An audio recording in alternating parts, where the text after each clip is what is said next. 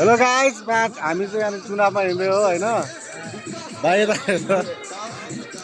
Hello guys, welcome to my hello guys ए आयो अहिले ल अहिले बस्नु cut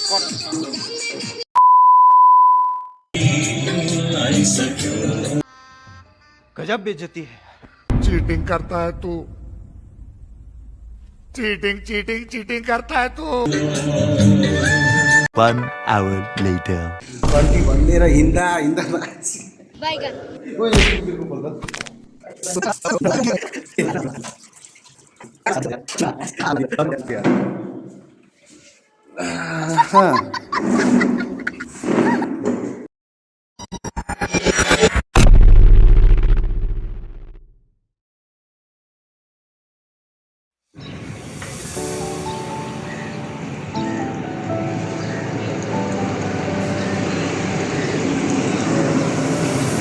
I've come so far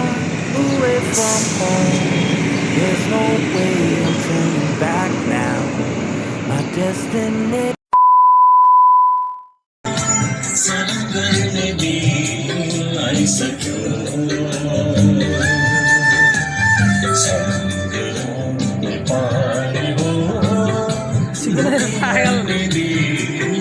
अबे साले घन्टी भनिदिएर हिँड्दा बैगन रुको जरा, सबर करो। बोला धक्का मुक्की नहीं करने का। तेल पनि हाल्दैन अब के गर्नु भात चाहिँ खानुपर्छ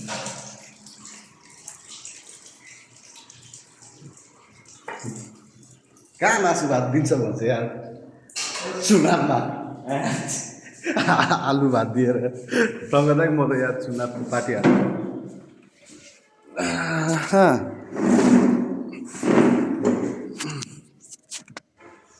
अबि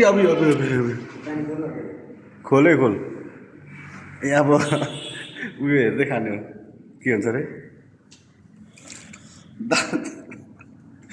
दाल चाहिँ अलिक पातलो रहेछ म त दाल नखाने दाल हालिस्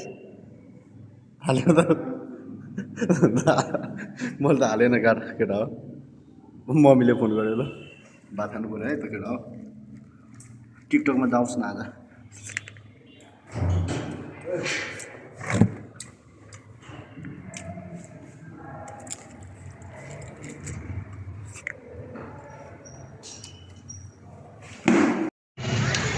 हेलो गाइज होइन बर्दिवासमा चाहिँ माछ यस्तो भिड छ नि अहिले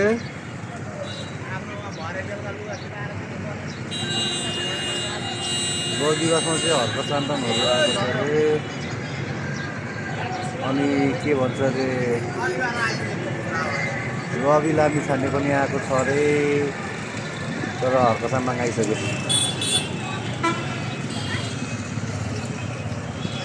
त्यहाँ छ जाउँ भन्छु मायासँग साथी मान्दै मान्दैन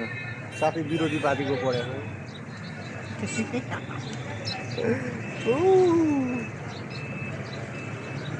म एक्लै जानु पनि झ्याउ लाग्यो मलाई त्यहाँ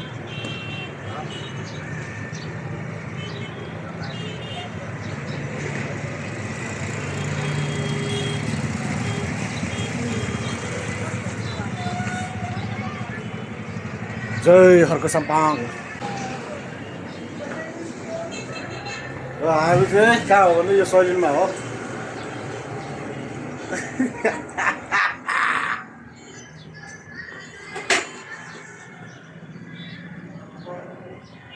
हिजो राति सपनीमा देखेको तिमीलाई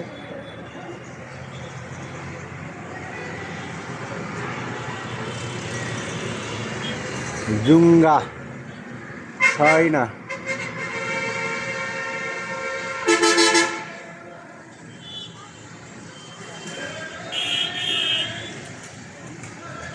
यहाँ के होला केटा हो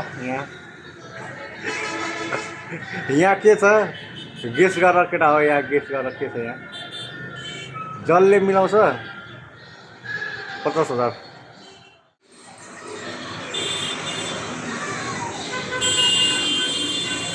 हर्क सम्मान आएको छ हेर्न जान पाइएन हौ केटा हो मेरो साथीहरूलाई सम्झाइदेऊ मेरो साथीलाई सम्झाइदेऊ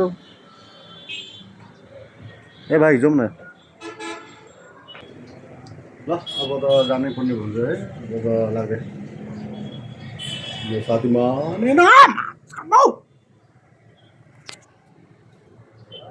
अर्को भिडियोमा आउँला अर्का सामाङले मलाई चिन्छ कि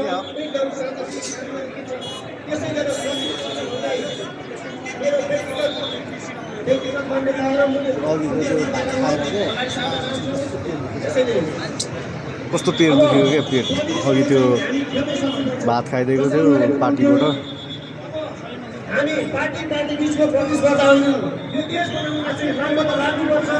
लाग्नुपर्छ भन्न चाहन्छु अत्यन्तै खुसी लागेको छ समयको अत्यन्तै तपाईको छ नि समस्या हुँदा हुँदै पनि छोटो समयको बावजुद मध्य प्रदेशमा आउने मैले सौभाग्य पाएँ मलाई बोलाउनु हुने हाम्रा श्रमदाताजीहरू हामी नाम चाहिँ उहाँलाई छोटे पठान भन्छौँ के अरे छोटे पठान लगायत चाहिँ उहाँका टिम सम्पूर्णलाई म धन्यवाद दिन चाहन्छु उहाँको चाहिँ शालिका माल्यार्पण गरेर म छिरेको छु यो मध्य प्रदेश हो जुन प्रदेशमा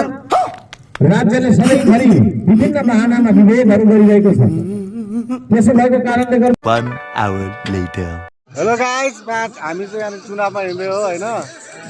भाइ हेलो गाइस वेलकम टु भाइ हेलो गाइस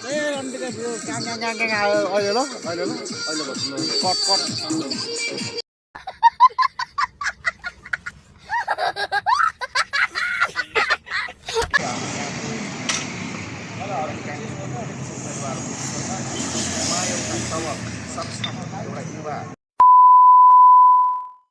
मुकेश राज काफ्लेलाई